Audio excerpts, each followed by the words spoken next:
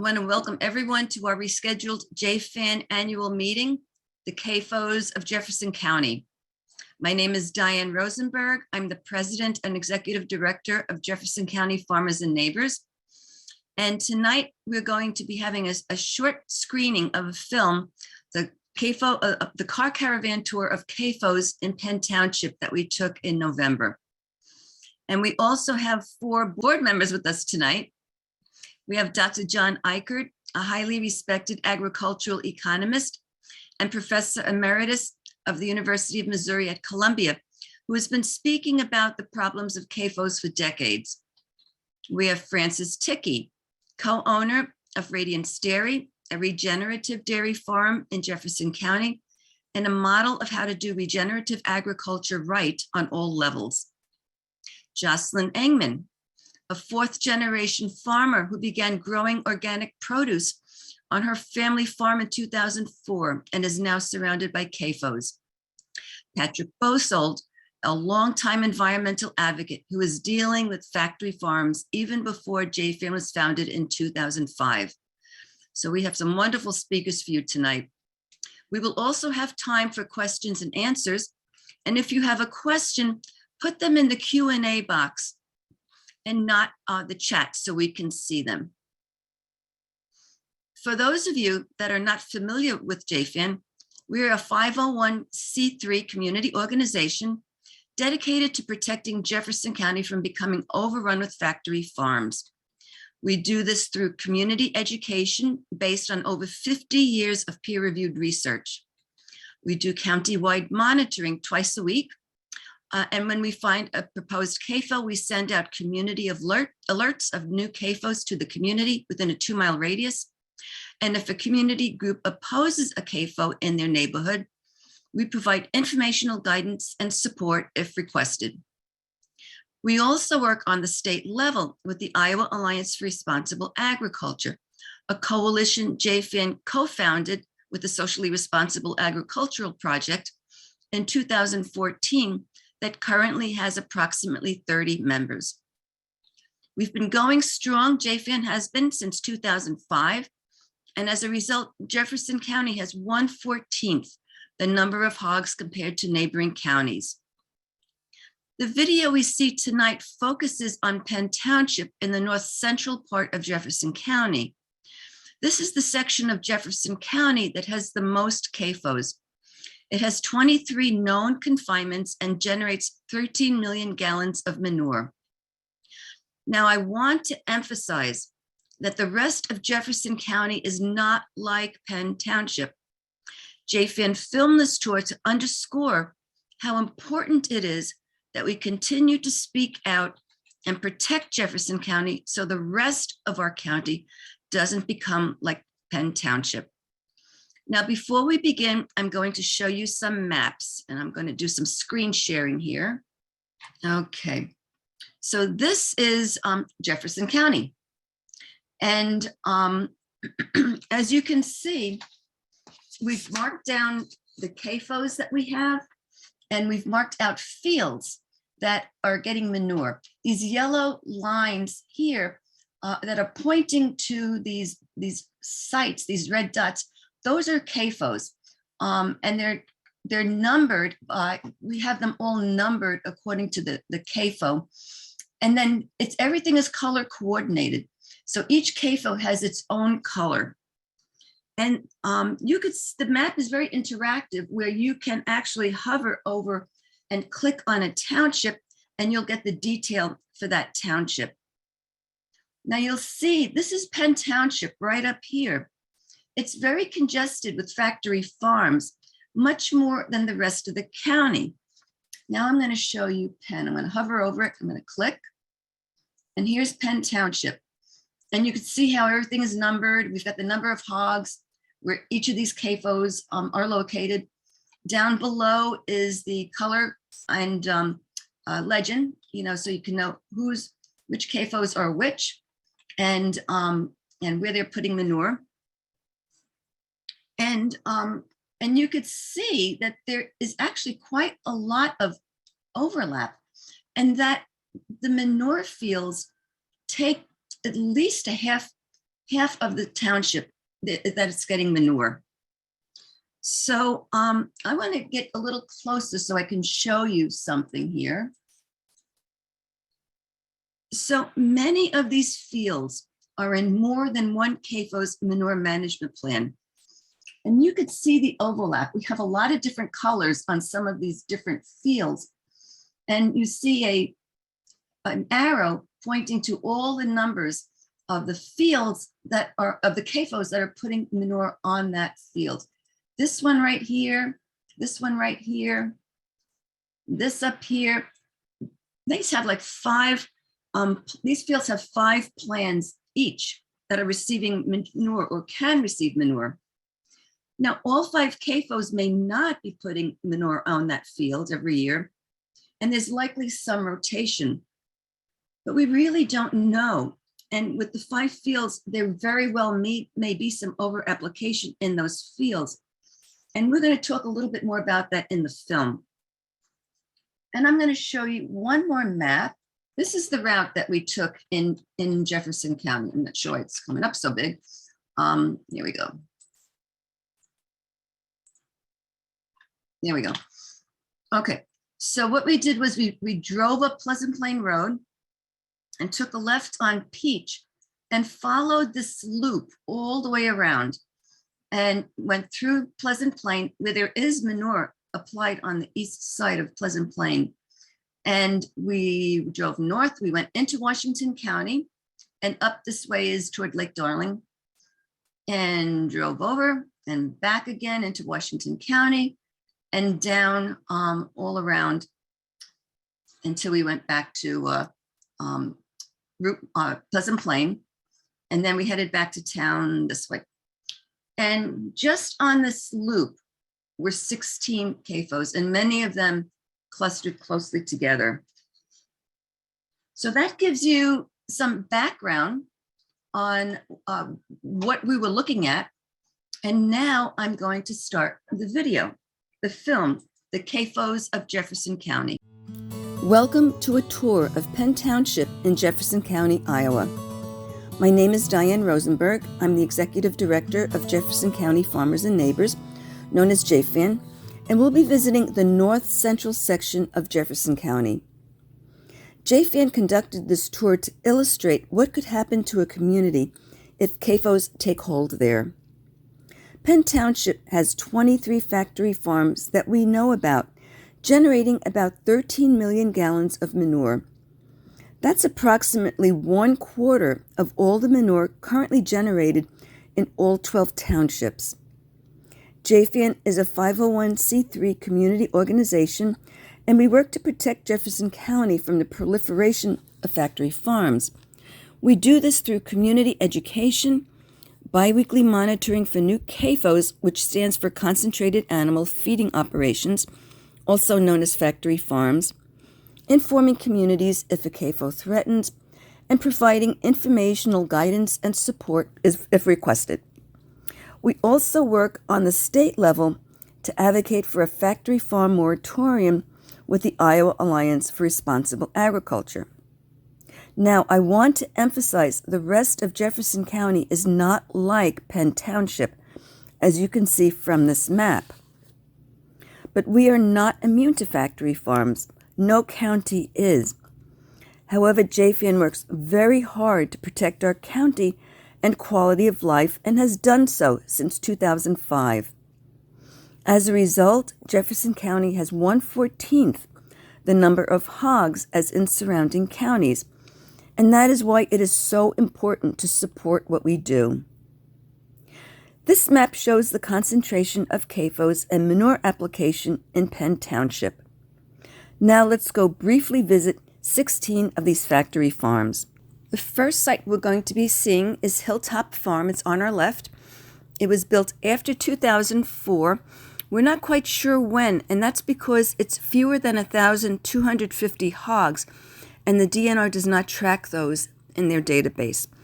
It was built after the Penn site that we're going to see next by the same owner, and it was built close to a farmer who had a cow-calf farm, and we understand that cow-calf farm ended its operation after this CAFO was built because it impacted this operation. The next site we're going to see is Penn site.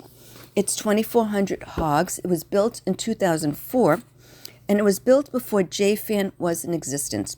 But someone active with the Sierra Club approached the owner and tried to present other options, but the construction went ahead.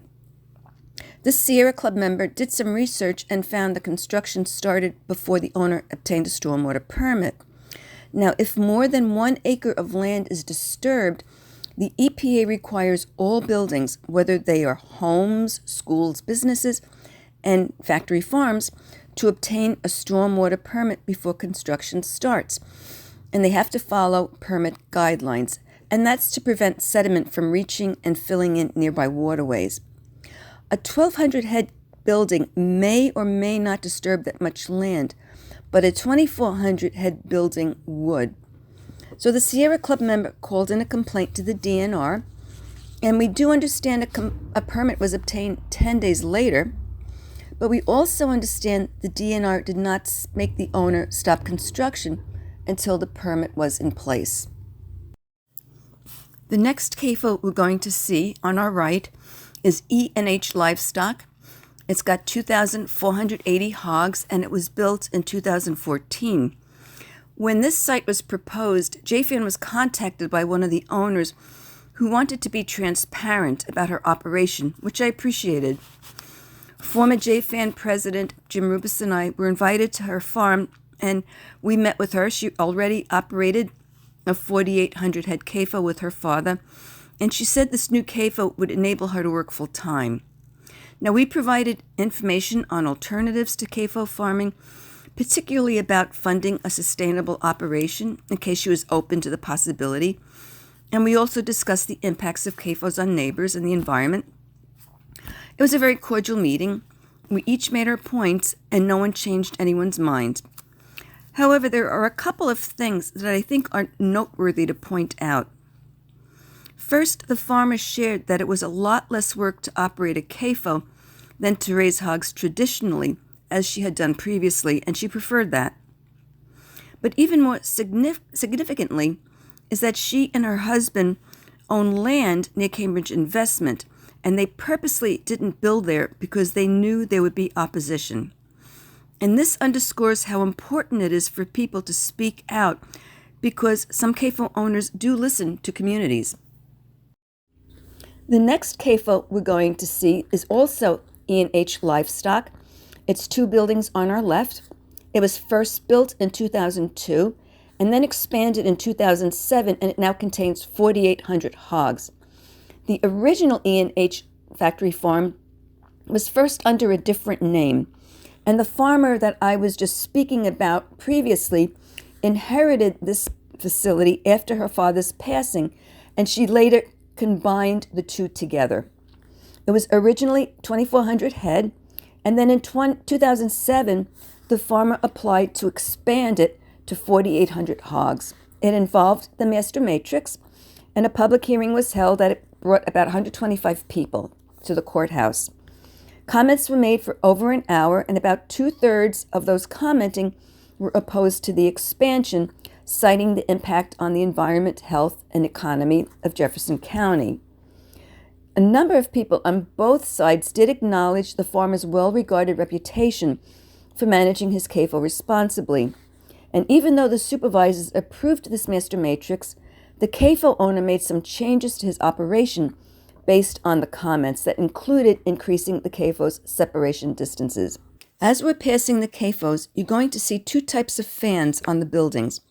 The large fans on the ends of the building are for temperature control, but there are several small fans on the ground level that are located along each side of the confinement. Those are the pit fans, and they exhaust the toxic air out of the buildings. Otherwise, the hogs would die from breathing in toxic gases. There are about 150 gases that the putrefying manure generates. Hydrogen sulfide and ammonia are 2 of the worst because they're so toxic. Hydrogen sulfide can actually be very deadly. So those are the fans that spew the toxic gases and particulates into communities. The next confinement we'll see on the right, the Lemansky CAFO. We just discovered this on our test journey this week, and it looks to be about 1,200 head or so, and it looks to be pretty old. The next two CAFOs are DJB Family Farms and DCCK Pork on our left.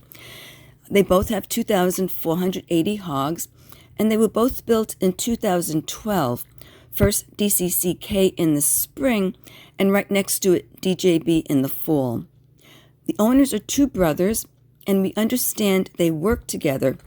When the second CAFO was proposed, JFAN contacted the DNR to urge them to look into whether this constituted an expansion rather than a separate CAFO. If it was an expansion, it would have required a construction permit and a master matrix. But the DNR said they were separate CAFOs. That's because of the LLC loophole in Iowa, which stipulates it's the LLC itself that's the owner of the CAFO and not the people behind the LLC. We have a lot of CAFOs taking advantage of that loophole here in Jefferson County. Now, there was an attempt to close the LLC loophole in 2019, and I'll talk about that a little bit later. I want to speak just briefly about manure management plans, an application that reports how much manure will be generated by a CAFO and where it will go. CAFO operators are required to submit a full manure management plan every 4 years and then updates every year in between. The problem is that they are considered just plans.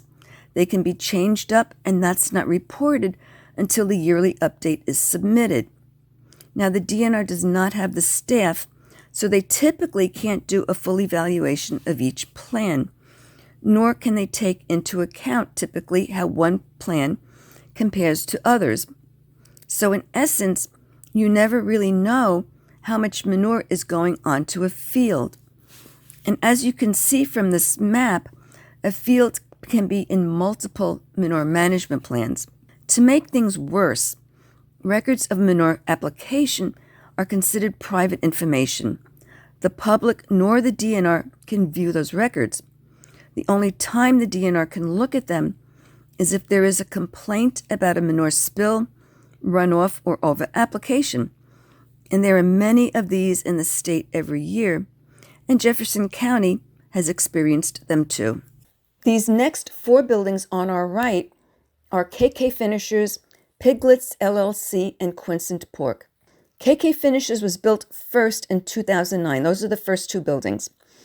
And it contains 2,490 hogs. The owner tried to expand to include another 1,200 hogs in December of 2012. In fact, between December 2012 and June 2013, he submitted 4 master matrices to try to do this, and they all came in at the minimum 440 out of 880 points to pass. JFAN analyzed each one of them, found problems with each one, advised the Board of Supervisors to deny the points, and the Board of Supervisors took many of our suggestions and failed the matrix each time. And the DNR agreed, and they also failed all those master matrices. So it was quiet for a short time, and then a few years later, I was driving north on Pleasant Plain Road. I looked over and saw another CAFO building was constructed right next to KK Finishers. That one is Piglet LLC, built by the same owner of KK Finishers under a different LLC name.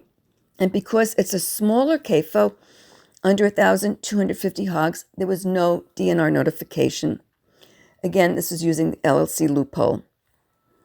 And then in 2018, when JFAN was reviewing the DNR's stormwater database, we discovered another CAFO being built right next to Piglet LLC, again under 1,250 hogs.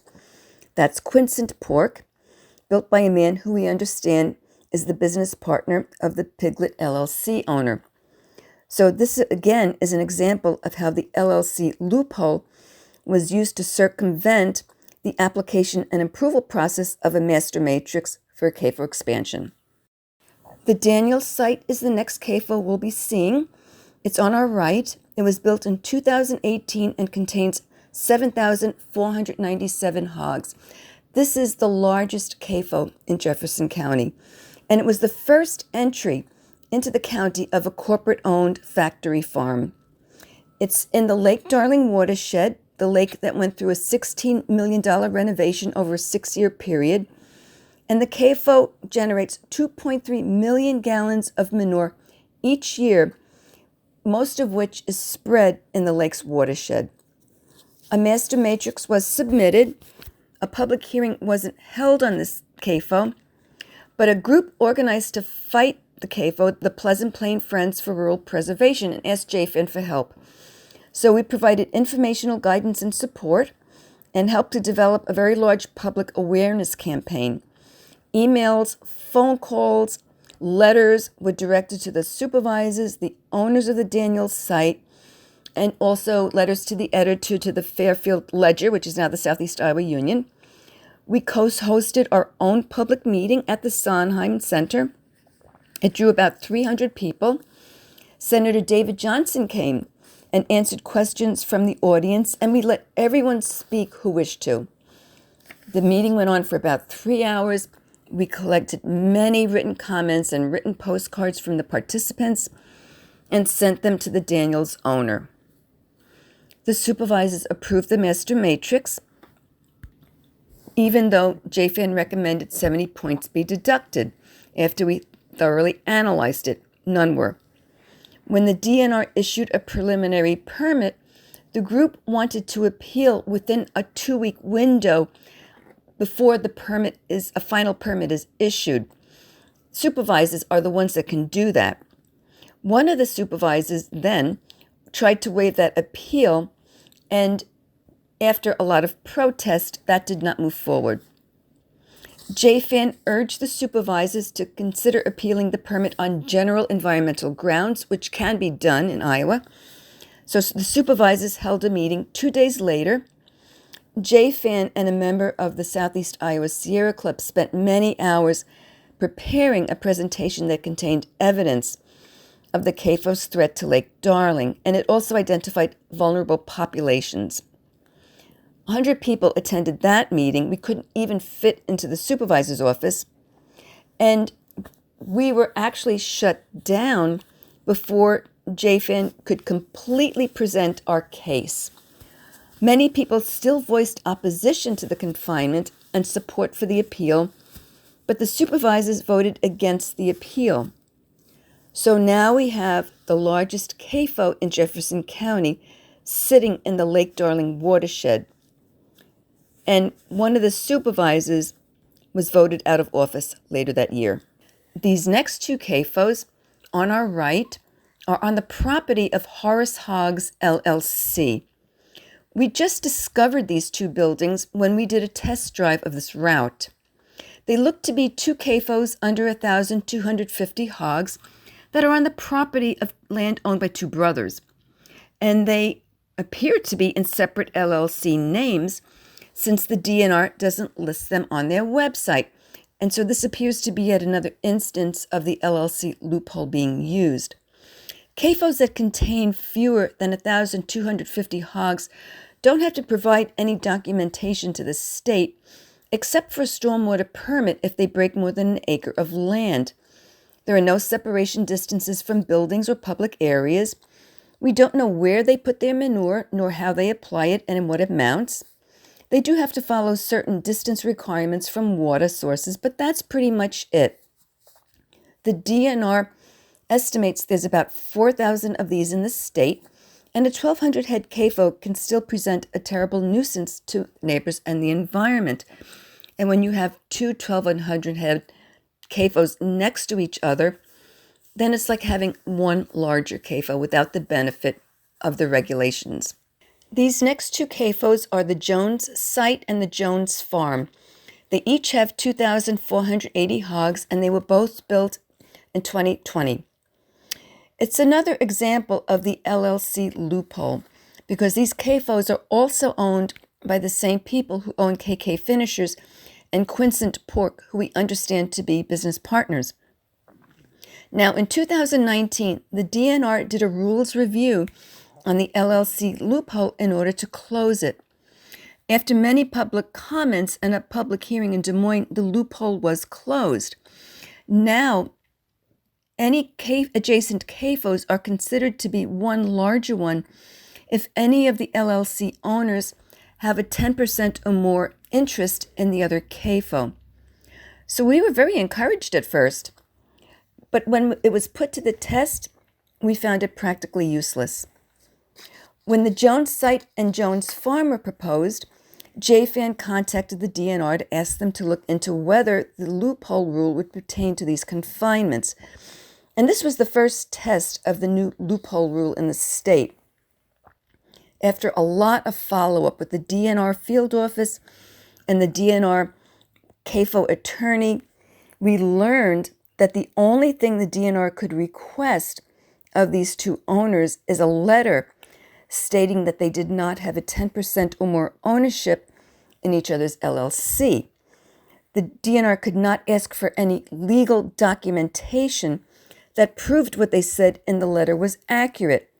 And we were told the DNR trusts the CAFO owners to do the right thing, a common theme in CAFO regulations in Iowa, and it was beyond their legal right to ask for more than just this letter. So in essence, the LLC loophole is not closed. This final CAFO is the Deitch CAFO.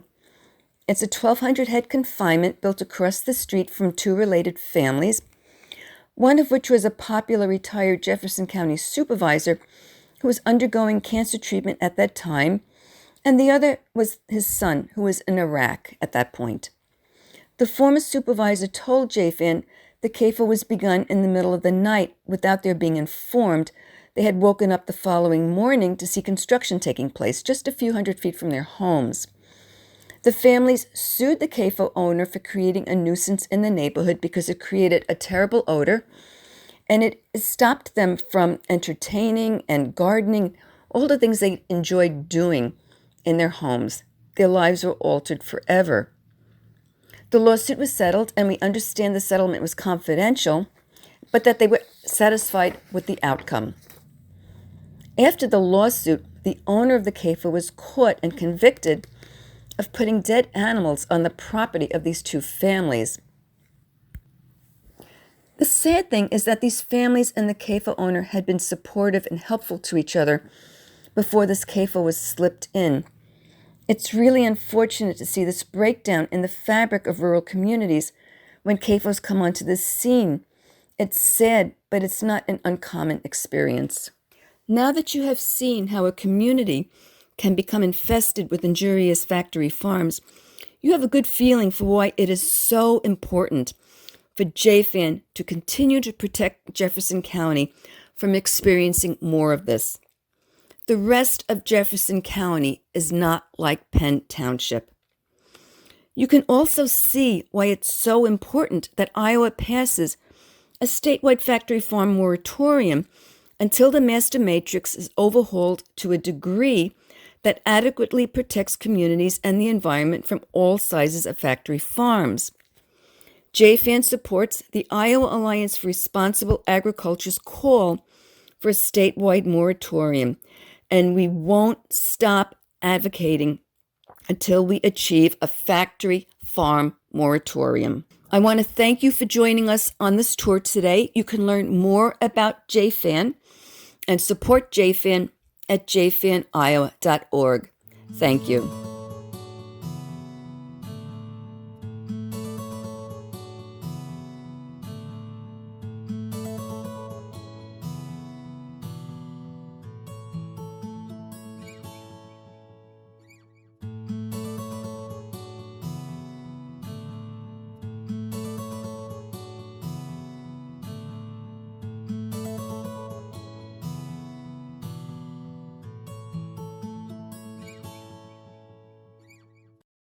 Is thank the many corporate sponsors that made this annual meeting possible.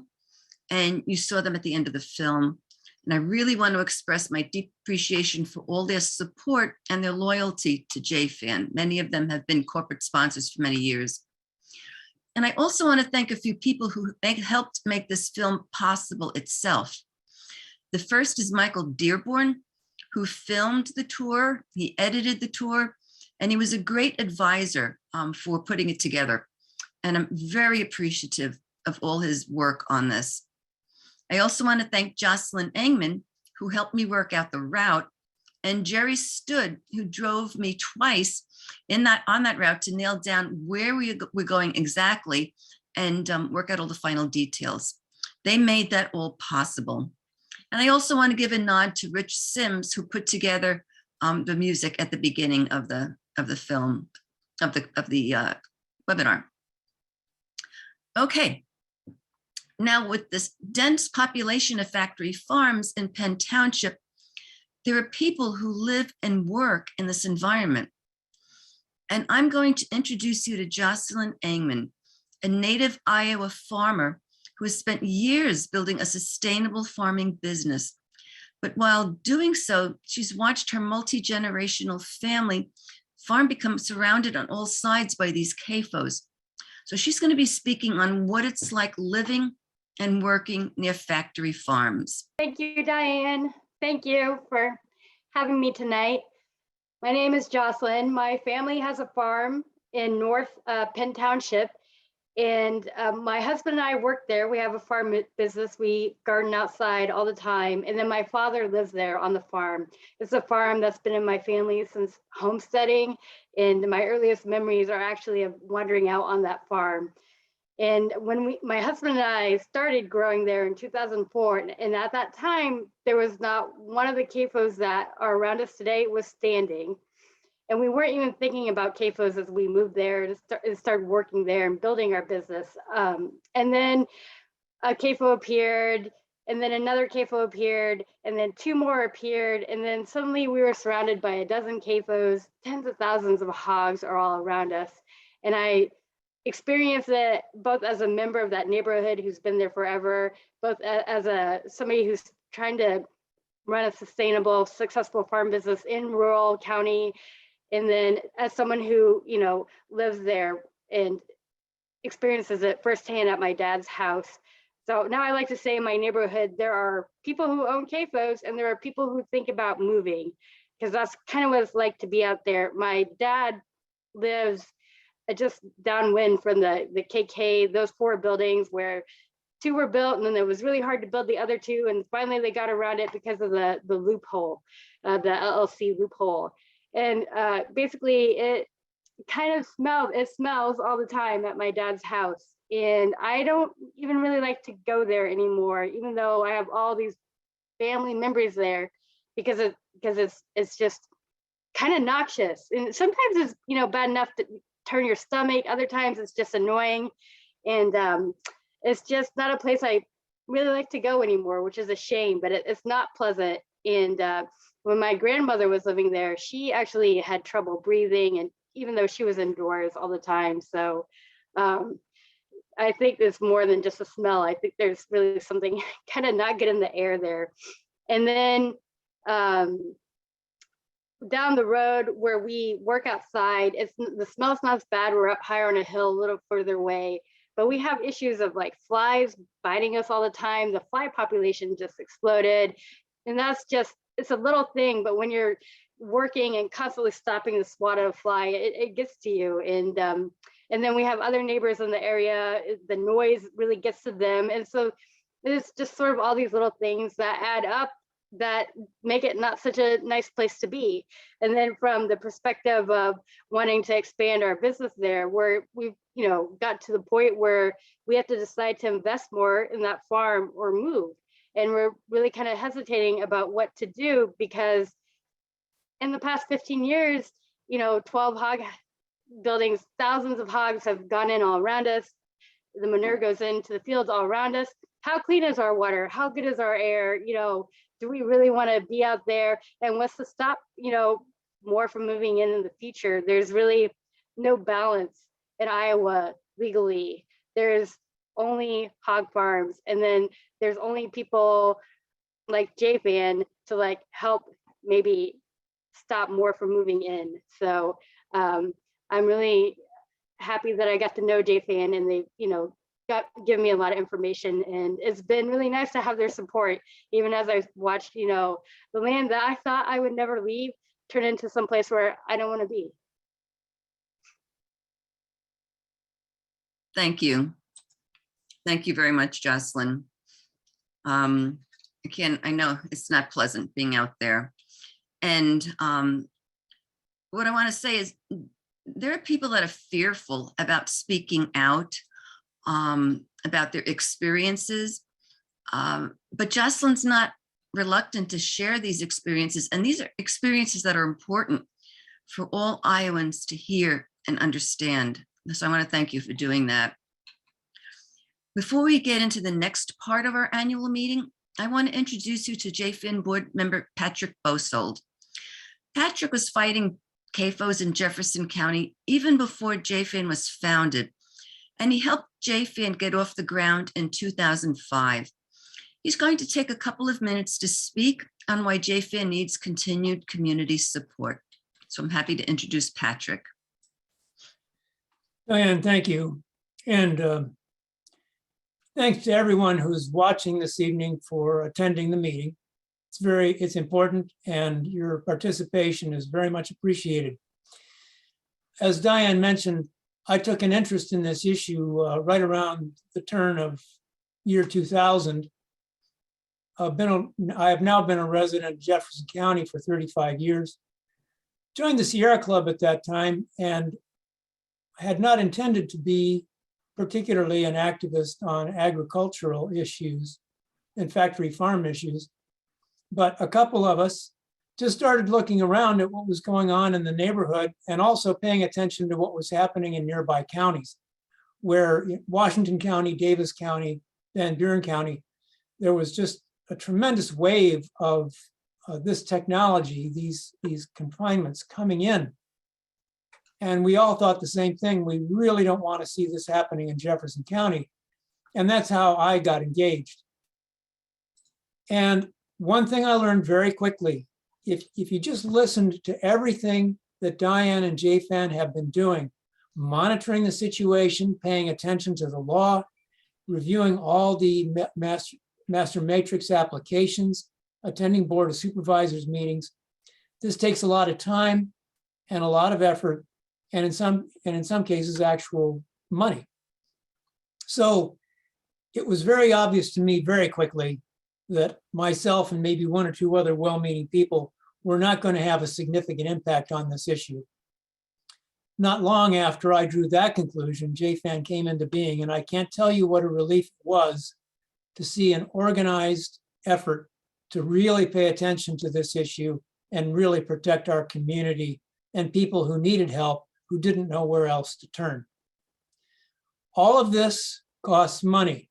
We are really lucky to have Diane Rosenberg as our executive director, for example, but that needed to be, and it does need to be, it's basically a full-time position for someone to really take a close look at all this and stay on top of it. It requires vigilance. I want to emphasize to everyone, if you are making a charitable contribution of any kind this year, please put JFAN at the top of your list. They need all the help they can get to have sufficient funding to support Diane, to support her work, and to make sure that this outstanding community organization can continue to function and continue to offer the services and the support that it does. Please donate generously. You saw the JFAN site come up a little earlier. You'll see it again. There's a couple different ways to donate: online, send in a check, and please consider doing that, and consider doing it tonight. Consider doing it really soon. It's important that this is funded generously and funded for the long term. Thank you. Thank you so much, Patrick. You've been such an environmental advocate for so long, and it really says a lot that you took an interest in this whole CAFO issue right from the beginning. I'm just going to screen share real quickly that information that Patrick was mentioning. This is how to donate online. You could just go to our website, and there's a little donate button on the right side. Or you can mail a check payable to JFAN to this address. And all donations, large and small, are so deeply appreciated and just keep us going and going and going. And we want to keep going and going and going for all of us. So I want to thank you all for the support you have helped us the support that we have received in this community, to date, and for all the future support that you can provide that will just keep JFAN strong. Okay. Now I want to introduce Dr. John Ikerd. Dr. Ikerd is a forward-thinking agricultural economist, and he's a prolific author who speaks around the world on factory farming and sustainable agriculture. Dr. Ikerd is also professor emeritus at the University of Missouri at Columbia, and he's going to be talking about what happens when communities don't organize, why the political landscape makes it hard to enact good laws, yet why we must continue to strive to change that. So, Dr. Ikerd. Thank you. Thank you, Diane. I appreciate the opportunity to always contribute what I can to the cause here. I want to share my screen also so that we can go through and cover some points fairly quickly.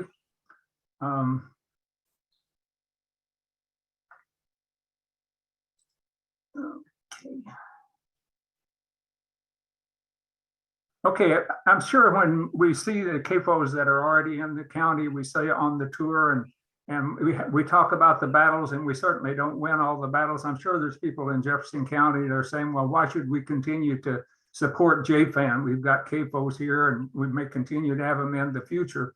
But one of the things I want to point out about the bigger picture is that the CAFOs concentrate in areas where they have the least resistance. And this doesn't mean they just locate there, they spread there. And you saw from the things that we've shown before that we have far fewer CAFOs in Jefferson County than with other counties and around us. And that's because we continue to support the resistance or provide the resistance. I just thought I'd point out a little bit of the history of CAFOs. CAFOs got started primarily in the South. The chickens first came into Arkansas and Georgia and then the Delmarva area, but then the hogs came into North Carolina. But these were not historically large agricultural states that they came into, or areas. These were areas that had the remnant cultures of plantation agriculture that carried over from the days of slavery and following that sharecropping. So you had people in those areas that were accustomed to farmers being told what to do and having someone to report to, and basically just carrying out menial tasks and barely making a living. And also within those same areas, what you had is the history of racism and marginalization of people. So they tended to locate CAFOs in areas where people lack the economic or political resistance to keep them out. And those are the kind of areas which they continue to spread into today. But you could look at the Midwest, for example, in Iowa and say, well, we don't fit that in the state of Iowa. That's a traditional agricultural state. But what happened is when they started expanding, like hog production in North Carolina, Iowa's always prided itself on being the leader in hog production, and North Carolina began to gain on Iowa in terms of the position within the leadership of the hog position. Then people in Iowa become concerned that they were going to lose out in the hog production. But the Iowa farmers basically resisted CAFOs early on, long after they'd started in North Carolina. But kind of what turned the tide in Iowa was when there was CAFOs that came into North Missouri. Premium Standard Farms, a large corporate organization, was able to convince the Missouri legislature to change corporate farming laws that allowed them to put in the big operations up there. 80,000 sows went in. And that was just south of the Iowa line. That was too close to Iowa's corn and soybeans to suit the Iowa farmers. And so pretty soon they opened up the door. Now you can see in the middle where this CAFO spread all over the state because Iowa wasn't willing to give up its leadership in hog production. Now we see the same thing happening in the state of Wisconsin, the dairy state.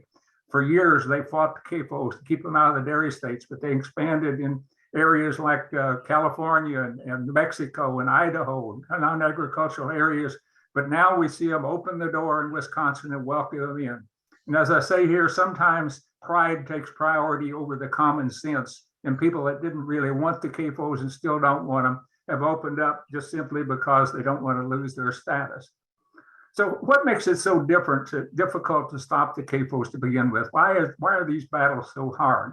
Well, the main reason is that the CAFOs are supported by people that have a lot of economic and political clout, which I call the corporate agricultural establishment. It's not just the big agribusiness corporations, but it's also the commodity organizations, the pork producers, the cattlemen's associations, corn, soybean organizations, the American Farm Bureau Federation. They're all promoting CAFOs, and they use the government, they use the regulatory structure and the legislative structure to protect them. If you look at the Farm Bill, the Farm Bill is filled with things that support industrial agriculture in general and CAFOs in particular. For example, with respect to CAFOs, they're dependent upon that continuous stable supply of corn, soybeans. It's all part of the same complex.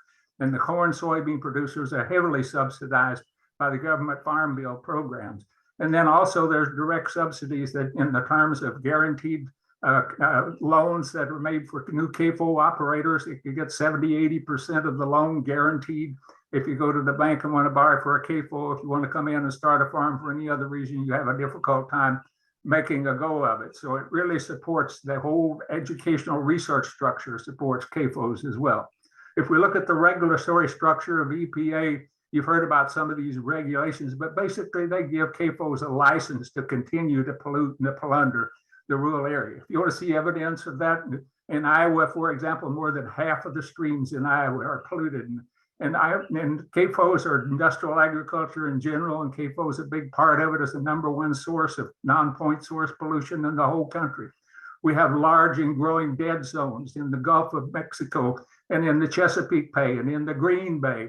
And those are attributable right back to the agriculture producing areas where the CAFOs are, and they've been identified directly with the CAFOs.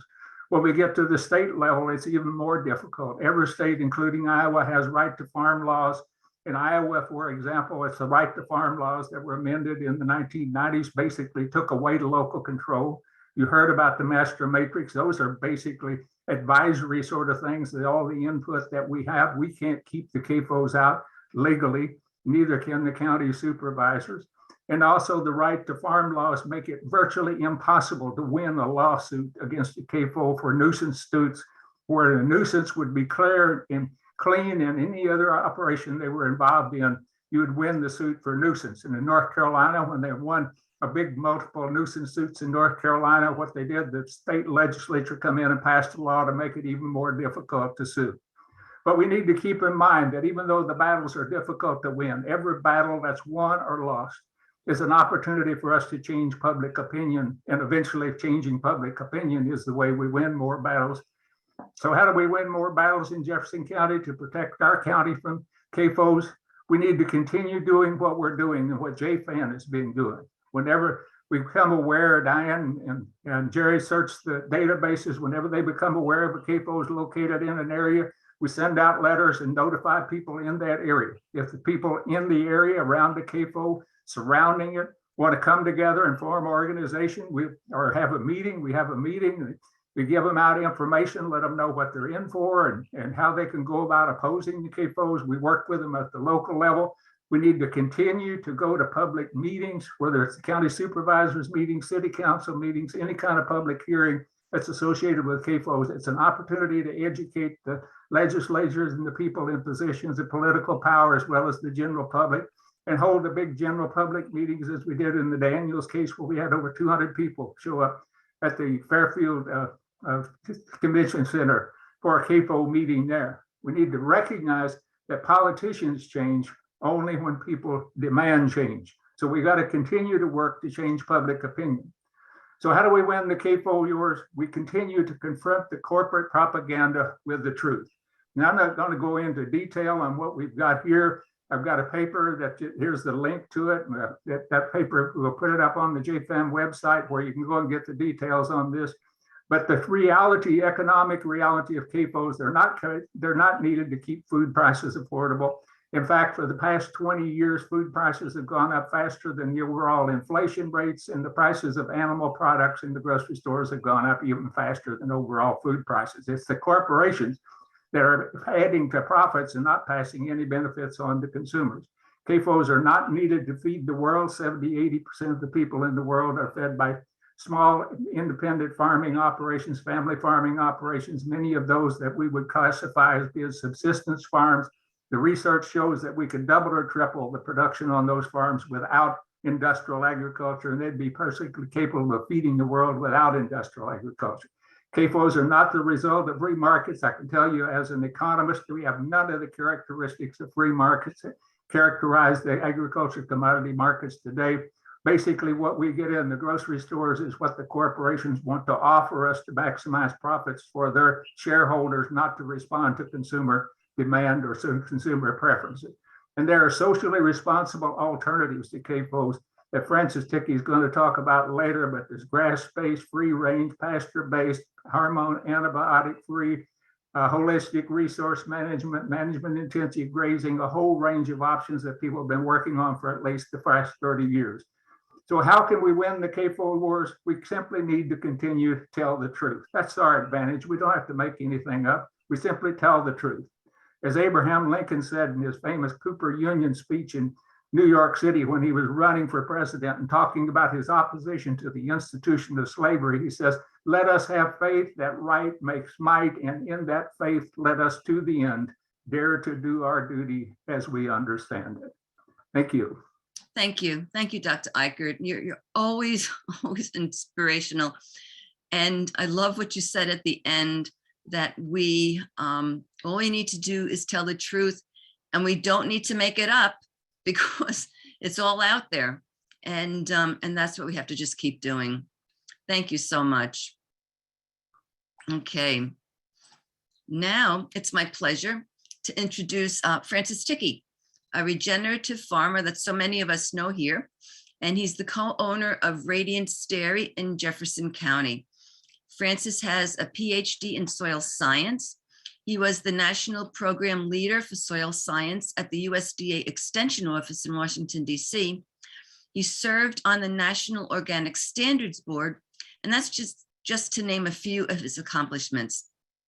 Francis is going to talk about regenerative livestock production, and he speaks from experience about managing his 80-cow grass-fed organic dairy farm. I've been out there, and it's a really impressive and inspiring place. So, Francis, very glad to have you with us tonight. Thank you, Diane. I'm going to share my screen here now and pull up some slides.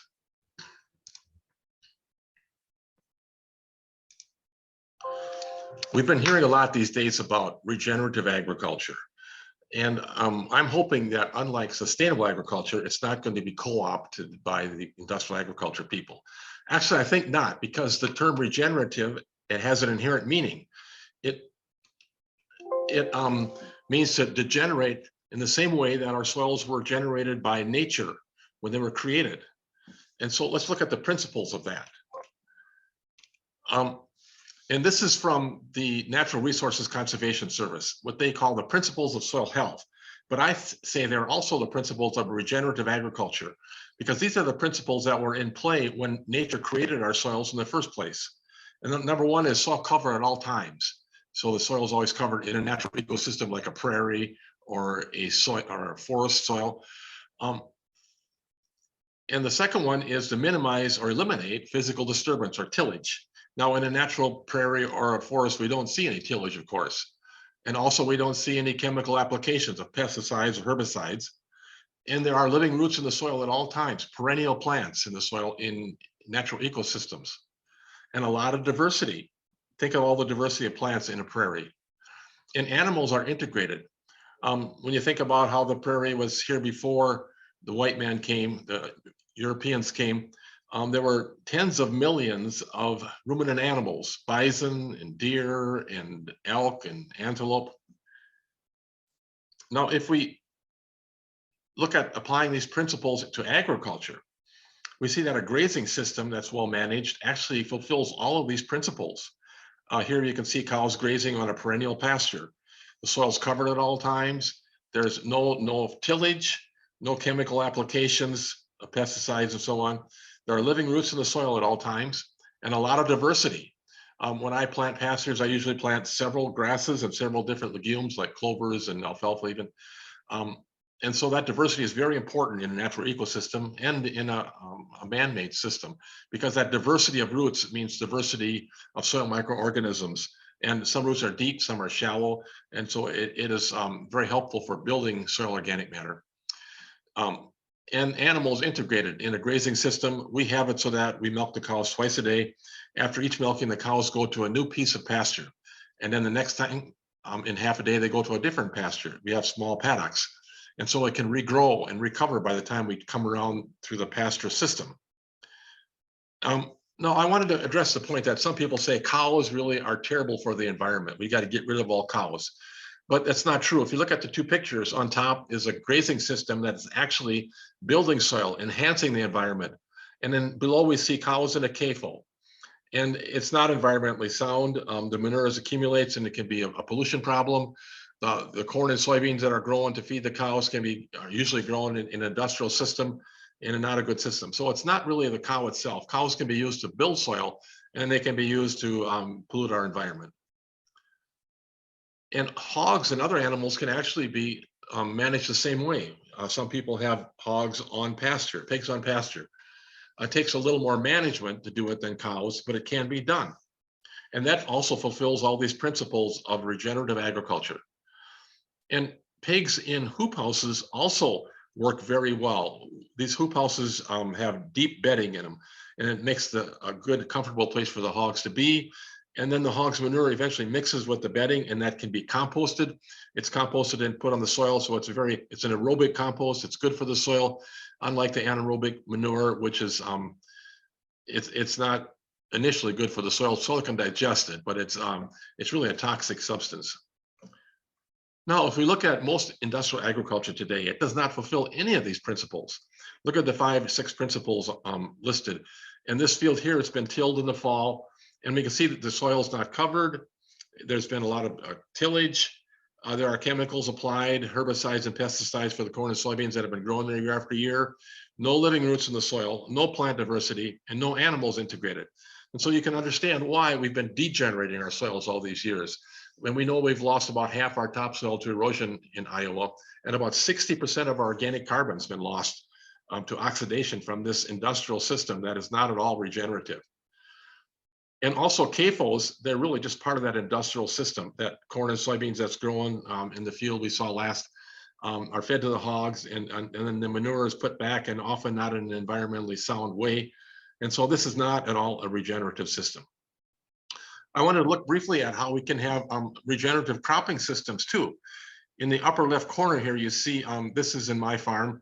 I've planted a cover crop in the fall, and then in the spring allowed it to grow into the early summer. And then now I'm planting soybeans directly into that cover crop. You can see running it right down and planting with a special planter that will cut through this residue and plant in there. And then you can see below, lower left, we run over with a roller crimper, which actually kinks that rye every few inches and basically kills it without herbicide. And so on the right, you can see how the soybeans are coming up through that rye mulch. And so this is something that organic farmers are working at, trying to do it without any tillage, because with organics, we don't have the pesticides. We often have more diversity in our rotations, but we often have to do tillage. And so this is a system we're trying to develop where we can do it without tillage, and we can try to fulfill all those principles of a regenerative agriculture. And so there are all these beneficial side effects of regenerative agriculture. That improves water quality. Research shows that. It sequesters large amounts of carbon in the soil. And of course, it improves soil health and the health of our foods. Healthy soils make healthy foods, healthier landscapes, environment, healthier livestock, reduces erosion, increases the water holding capacity of the soil. As we build up organic matter, the soil particles stick together and create air spaces for water to move through. And then of course, reduces flooding, and it makes a better habitat for wildlife and pollinators. So that's my quick overview. Diane? So before we start, and one thing I want to say about Francis is that he's really a model for all farmers, not only in Iowa, but around the country. If farmers did what Francis does, we would be in a lot better shape, with our agricultural system. So I admire what you do, Francis. Okay, now before we start our question and answer section, I just want to go quickly to give you some action steps for what we can do to protect our community and our state. Now, it's obvious we need a factory farm moratorium until our laws are adequately protecting communities, rural economies, waterways, the independent family farmers, and the environment. We have 23.8 million hogs and about 13,000 factories. That's not even including chickens. And the DNR projects the state could accommodate up to 45,000 CAFOs. We have 8 hogs for every person in Iowa, and they generate 3 times more waste than humans do. Their impact on people and the environment is palatable. It's too much. So what can you do? I'm gonna pull another, just screen share again here.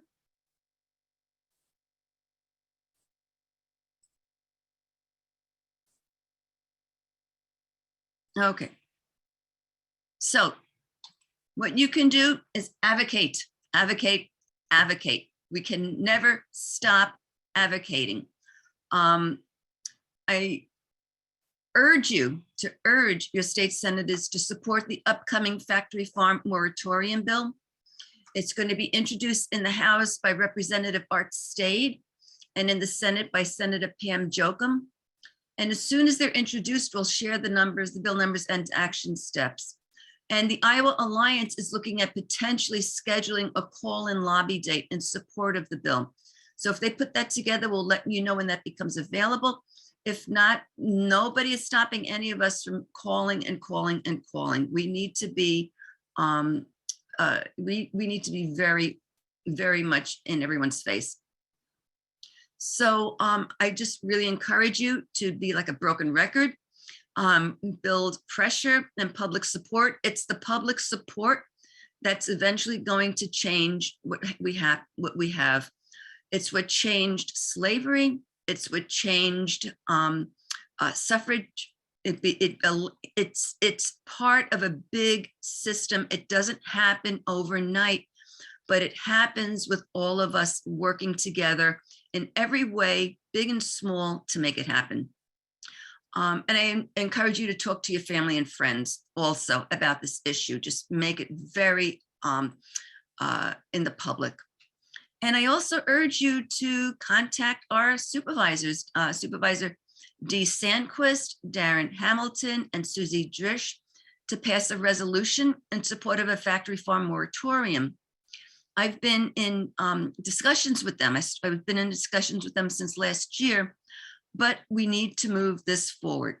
So stay tuned to us for JFAN for action steps to follow, because we're not letting this one go.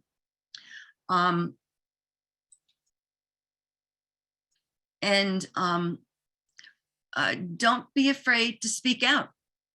If you suspect a CAFO may be coming into your neighborhood, contact JFAN. We don't know all the CAFOs, because the ones that are small, under 1,250 hogs, we find sometimes through our stormwater database, or we find through people asking, reporting to us what they're seeing in their communities.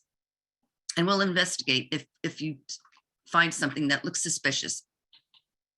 If you're opposed to a proposed CAFO in your community, don't be afraid to stand up and speak out and organize. CAFOs come, like as Dr. Ikerd said, CAFOs come into communities when there's little opposition. It basically is like an open door that you're saying you accept it if there's no pushback.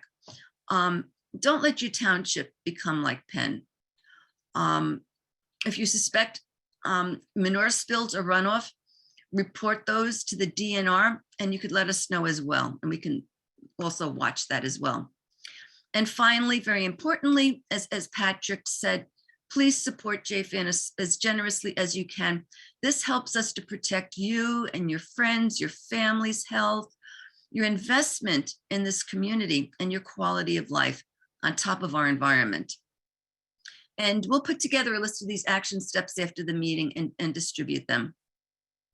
Okay, now we're running a little bit late than we had thought, but we're going to take some time and have some questions and answers. Anybody that wants to remain on, we are here to do some questions and answers.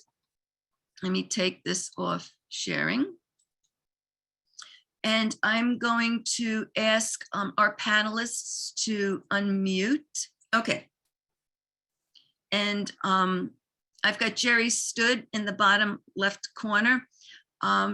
She has been really instrumental in helping to do all the back end work of this webinar tonight. I really want to thank her for that. So we have some questions that have been called in or written in initially, and then we have some questions that have been asked. So we'll go through as many of these as we can. This kind of relates to what Francis was just saying. Could alternative hog raising pastured tap into carbon pricing incentives through providing evidence of regenerative soil sequestration of carbon? So Francis, I'm gonna have you I didn't answer. quite get that question, Diane. I'm sorry. So let me read it again. Could alternative hog raising, basically pastured raising, tap into carbon pricing incentives through providing evidence of regenerative soil sequestration of carbon? Okay, I'm going to turn off my video. It might help save my bandwidth. Okay. You can definitely pasture hogs, and they don't smell when they're on pasture. It's the smell comes from the cooking, from the putrefaction of the manure in the hog pit. Now there are some markets being created or talked about for carbon, and they may develop and they may not. Some of them have come and then gone again. I'm not a big advocate for this carbon trading kind of thing for agriculture, because it may turn into just a way for other corporations to pollute and buy credits from farmers. And also farmers can change their their farming after a while and then lose everything that they've gained in the soil. So there probably are markets coming, and maybe they'll develop, but I'm not in principle in favor of this kind of allowing somebody else to pollute. Maybe John or Patrick have another comment on that. I don't know. Yeah, I agree with it. I think in order to have carbon trading, you got to have it certified. You've got to have the plan certified, and then you've got to be able to monitor it. And you've got to be able to specify the credits, and everything I've seen on it. It may fit into big operations, big cropping operations, primarily where they crops to sequester carbon. But I think for the independent producer, smaller independent producer, it doesn't have much promise. Now there may be some advantage for carbon maybe built into some of the other programs like conservation stewardship program, where you can have a diversified farming operation, and there may be something involved for sequestering carbon in that kind of operation, but it wouldn't be a carbon trading sort of situation. It would just be getting government payments for a farming system that sequestered carbon along with other things. Okay, thank you. There's a couple of water quality questions. I'll answer these. How is the CAFO situation affecting water quality in the county, and which waterways in our county are polluted? Well, as you saw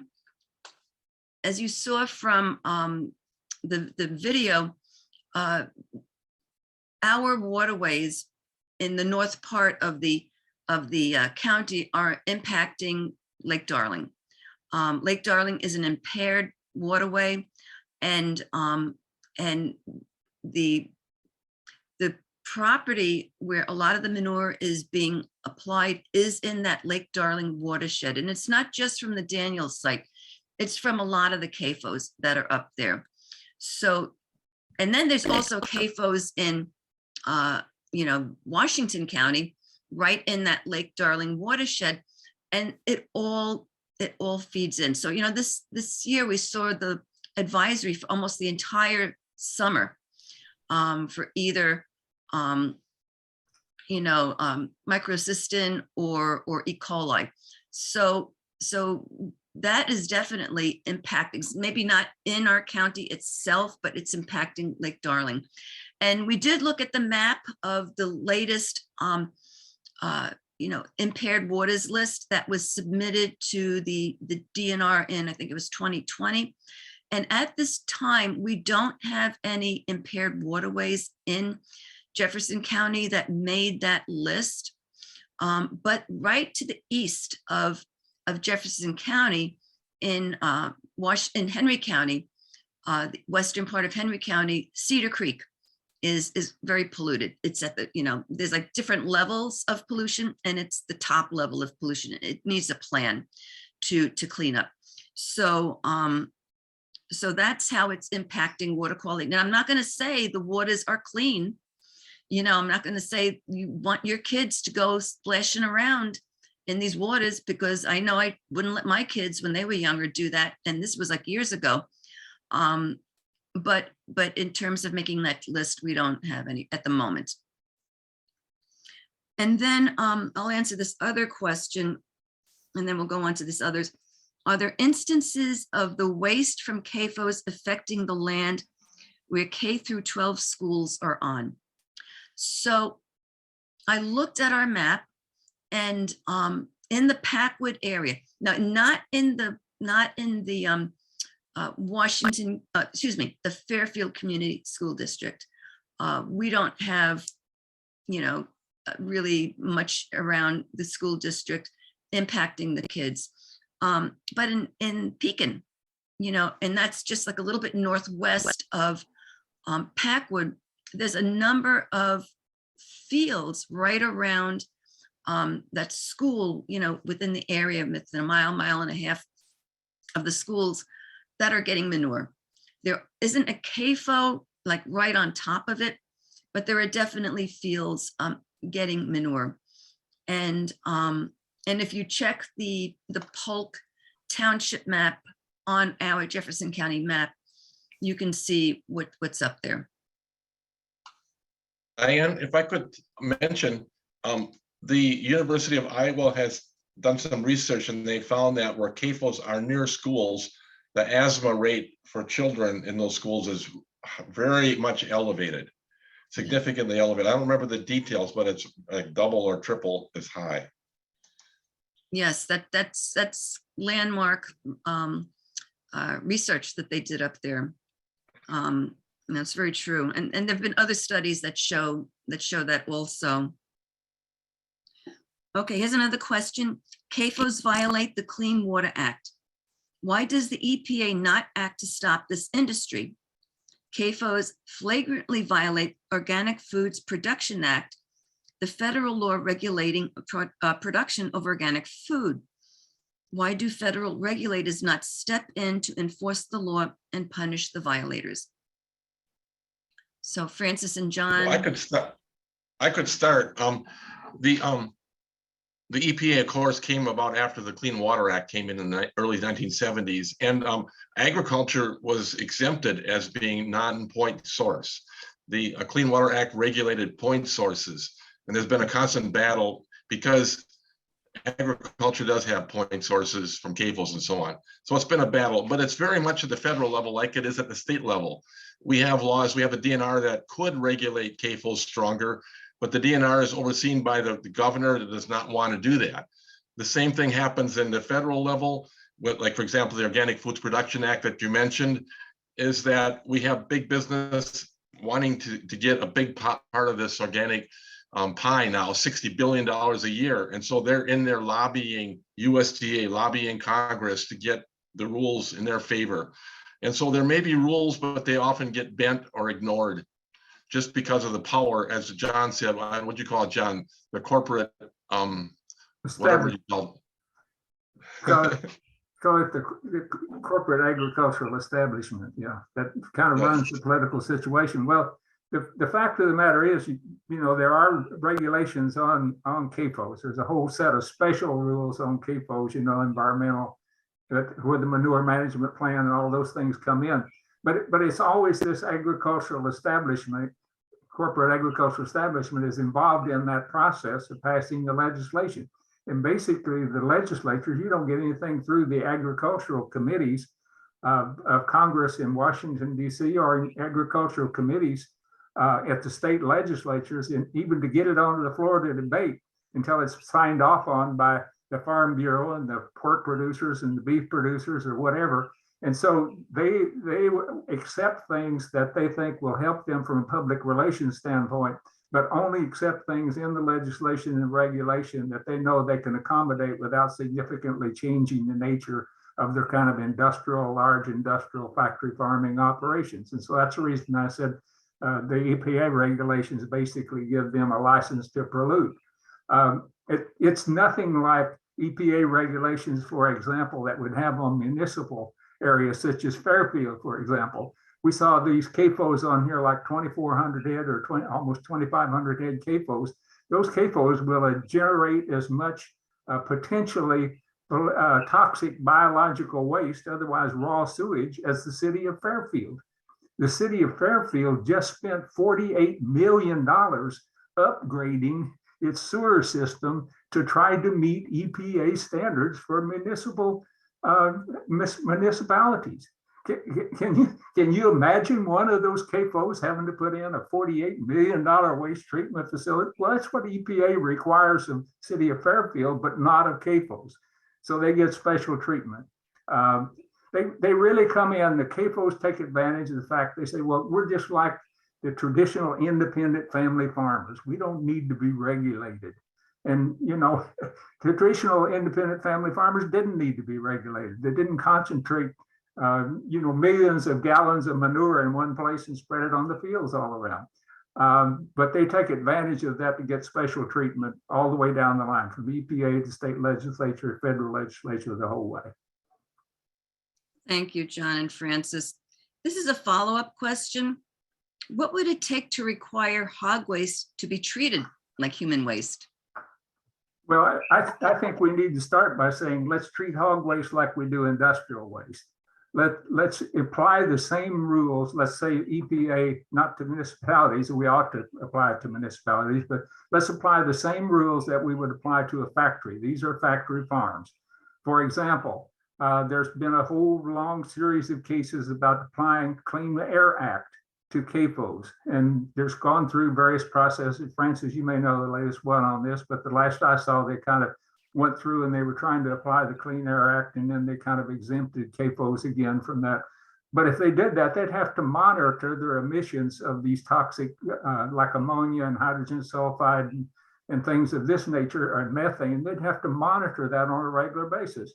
If you just apply those same principles in the same way with water, there was a lawsuit in Des Moines. The Des Moines Water Works was suing a drainage area because they said once this manure goes into it, leaches into these drainage pipes and it comes out of pipe, that's not non-point source, that's a point source. It's just like coming from a factory when it comes out of the drainage pipe, and you can test it and you can see that it's polluted. So I think the place to start would be saying, okay, let's apply the same standards to factory farms, to CAFOs, that we do to other factories. And if we did that, I think we would find out, for example, that the CAFOs really couldn't compete with legitimate independent family farms like Francis described, and they would go away. And we wouldn't have to take them all the way to the fact of applying the same things we do to human waste. But theoretically, that's where we should go, because there's really very little difference between hog waste and human waste, except for a few things that humans take that we don't give to hogs, but we even give the same kind of pharmaceuticals and things to our hogs that we give to humans, and that all ends up in the waste as well. Thank you. I could add one more thing here, please. I sat on the Iowa Environmental Protection Commission from 2003 to 2007. And during that time, we recommended big fines for industry that like automobile paint sprayers that would violate these air quality standards. We proposed air quality standards for hydrogen sulfide and ammonia, and the DNR had them adopted, and then the legislature threw them out. So we actually proposed these rules for hydrogen sulfide and ammonia, and the legislature, because of the pressure of the industry, just threw them out. The Farm Bureau and the pork producers come in and said, we don't want them, and so they threw them out. Yeah. A lot of the regulations that the DNR used to be able to enforce, the state took away their right to enforce. And that's one thing I want to say about the DNR. There's often a lot of criticism leveled at the DNR, and a lot of it is justified. But I think that we need to understand that the DNR is the head of the DNR, and the two people underneath the head are political appointees. And so they're going to do the bidding of the administration. And if you've got an administration that is very supportive of industrial agriculture, the DNR is not going to be able to do what a DNR really should be doing to protect our natural resources. There's a lot of really good people in the DNR. I've worked with a lot of really good people, but they're kind of under the thumb of the political political atmosphere, and so it's frustrating. It's frustrating for us, and I think it's frustrating for some of them as well. The key is we've got to change public opinion. When we change public opinion to be opposed to CAFOs, then the legislators will have to respond. Legislators will have to respond to public opinion to get reelected. But we've kind of accepted that this is what agriculture is. CAFOs and what they call industrial agriculture is what agriculture is, and we kind of accept that as the general public. You and I, maybe the people who are listening tonight don't. But it's accepted by the general public as being legitimate. Until we delegitimize it in the mind of the general public, then they're not going to support things that would really effectively regulate it. But I'm not saying they shouldn't do that. Otherwise, I wouldn't be here, and neither would the rest of you, because we've got to do it. We don't have a choice. That's so true. Here's a question. Is CAFO technology advancing to the point where now CAFOs produce less environmental pollution? I think whenever you have an advancement, some sort of an advancement in technology in CAFOs or any other kind of industrial agriculture that has the potential to reduce the negative environmental impacts, you'll simply accommodate a change in the scale or a change in the type of operation in some other aspect that will at least leave you at the same level of pollution, if not greater pollution, than when you had the technological advancement. I've heard people say, and they will argue, they say, okay, at least the CAFOs are doing a better job now than the farmers did before, like hog farmers that let their hogs run outside, and they'd say they let them run in the streams and things like that. And they didn't have manure management plans or anything of that nature. But we've had more than a fourfold increase in polluted or impaired waters in the state of Iowa since the late 1900s. Since the late 1990s.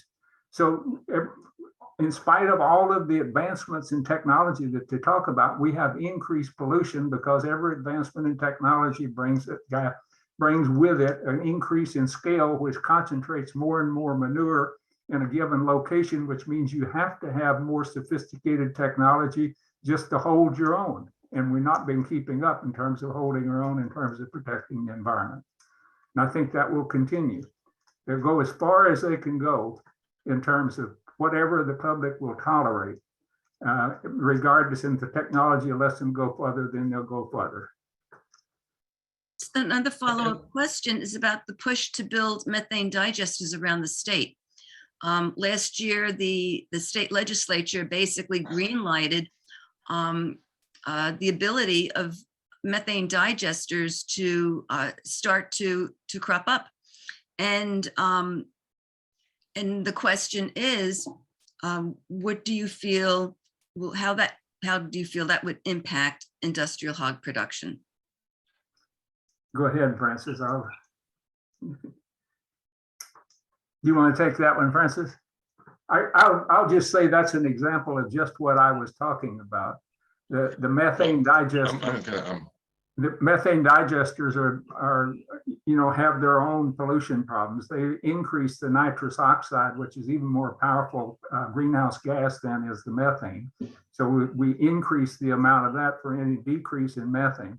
And the other aspect of it that ties in with what I was saying before is a methane digester, if runs properly, requires a high level of sophisticated management, and is probably going to take us, and all of these are subsidized, and it's probably going to take us to much larger CAFOs in order to be able to hire the people with the technical expertise to run the methane digester. And so we'll end up with even larger CAFOs that are polluting more, because it will take that to manage the technology effectively. Yeah, very true. Francis, you want to add something to that? And they're very expensive. And I've never seen a CAFO that, a digester that was not subsidized by the public. Right. They're very expensive, and they're just a bad Band-Aid on a bad problem. Back as far as the question on technology, there is some technology. One good example is there's something called biofilters. Biofilters are something that will filter out the fan, the exhaust from the fans. And research shows that they'll filter out 80 to 90% of the odor and toxic fumes. But nobody uses them. There's no incentive to use them. There's really not much incentive to try to put new technology in place to prevent the pollution problems, because they don't have to. And they all cost money, and they're not going to pay for anything unless they, the public pays for it. Here's a question that's going to go in a little different direction. Since the federally subsidized system of monocropped corn and beans is fundamental to the operation of CAFOs, what is your suggestion to most rapidly change the subsidization of this degenerative system? Well, I think the thing is, we need to work toward a change in farm policy overall, away from supporting kind of industrial agriculture systems in general. And that's what I refer to as specialized, standardized, large-scale operations. And what we need to do, and I've worked with some groups that are going in that direction, is we need to start incentivizing reasonable sized family farms that have regenerative, sustainable, resilient farming operations, and make it possible for those farmers to make the transition from industrial agriculture, if that's where they are, make it economically possible for them to make the transition, make it economically feasible for people to start in agriculture with regenerative, sustainable kinds of operations. And basically go back to what the concept of parity was in the farm bills of the 1930s, which was saying, okay, we're going to ensure family farm incomes for those farmers that are out here and farm in a responsible, ecologically sound, responsible, socially responsible way. And if we ensured the incomes of those farm families that move toward or established regenerative farming operations, using the money now that we ensure the specialized crop production of corn and soybeans that support the CAFOs, then over time we could make the transition. I like to remind people, one advantage of being old is you can remember when things were different. Well, I remember when there was the change in policy, farm policy in the 60s and 1970s, from supporting independent family farms to supporting industrial agriculture. The technologies that came out of World War II made that transition possible, but it was the change in policies that basically supported it. If we pulled out the government support for industrial agriculture today, it would be abandoned. It's very efficient, but it's highly risky. And so we, the taxpayers, pick up the risk by subsidizing crop insurance and disaster payments and price supports and a whole range of things that make industrial agriculture possible. If we transition those programs to supporting independent family farmers, we would fundamentally change agriculture. We know more about the alternatives that Francis was talking about, the technologies to support alternatives, than we knew about the technologies of industrial agriculture when we made the transition back in the 60s and 70s. Thank you. I think it's getting a little late. I'm going to take just a couple of quick questions here. Can you remind us of the number of animals required for building permits and other regulations? So I can go over that. So any confinement under 1,250 hogs only needs a storm water permit that I talked about in the film.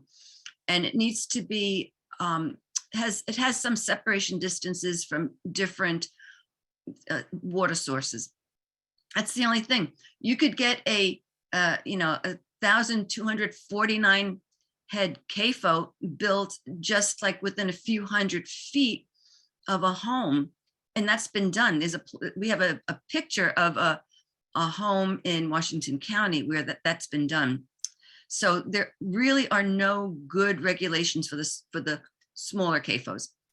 When you go from 1,250 hogs to 2,499 hogs, all that's required is a manure management plan and a construction design statement, which is basically a statement where they're checking off how they're going to build their confinement, a stormwater permit. And if they're in a floodplain or alluvial soil, they may have to, give some additional documentation. But again, that's it. There's no permit. They just basically submit that to the DNR, and the DNR usually just approves it unless they've got some reason, environmental reason not to, because of where it's sited or what have you. But almost all the time, those go through. And then when you've got 2,500 hogs and more, those are the ones that require a construction permit on top of the construction design statement and the manure management plan. And then in counties that adopt the master matrix, then a master matrix is required as well. And a smaller CAFO from 1,250 hogs to 2,499 hogs, it's like a 30-day turnaround period. But the construction permits are a 60-day turnaround period or thereabouts. Sometimes they get approved a little bit before that. And then we had a question on the state of the moratorium in Iowa right now. And as I mentioned, we are going to have a bill coming up, but I got some updates on the moratorium bill this year. They don't anticipate I talked to someone from Food and Water Watch today, and they don't anticipate that the bill is going to be introduced until a few more weeks, and that's when we'll get the bill numbers.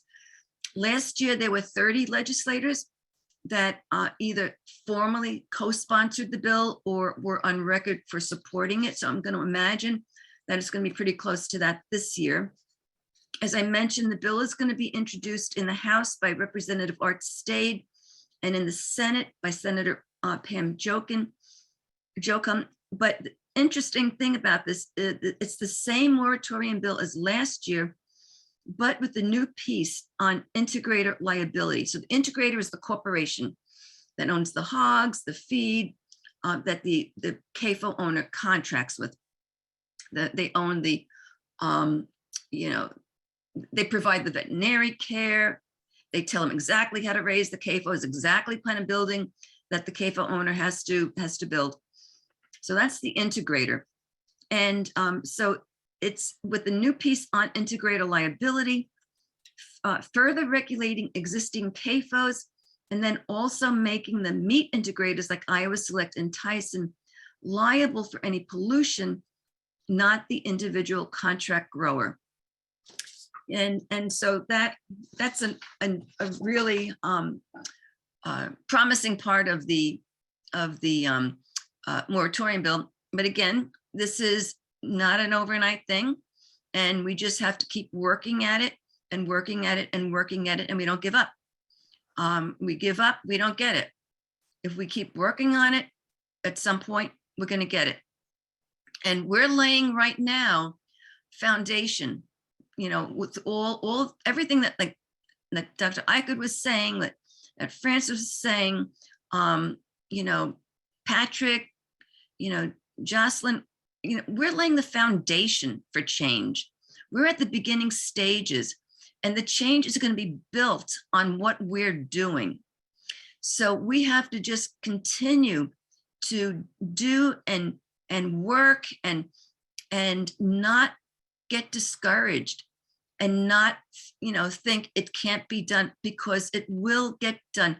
This is not a sustainable model for agriculture. It's going to fail in one way, shape, or form at some point in time. And so we just have to keep building so that there's something to take its place when it fails. And I don't know if anybody, John, Francis, Patrick, anybody, Jocelyn, everyone wants to add to that. No, we just have to keep on telling the truth. To the Keep on best of our telling the truth. ability. Keep on absolutely. All right. Well, I think we do have more questions, and I wish we could get to all of them. But maybe we can have some sort of a follow-up session where we can have questions and answers with members of our board. We can look into that if there's an interest in doing that. So what I'd like to do now is bring the meeting to a close.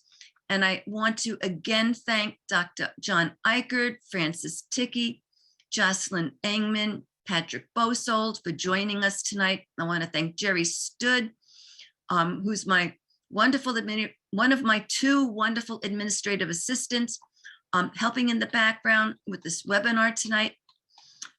And I invite you to subscribe to our YouTube channel. And anyway, I hope you all enjoyed tonight's meeting. I hope you learned more about what we face in Iowa. And I want to thank you all for joining us tonight. And I want to wish you a good evening, the rest of your evening. Thank you, everyone.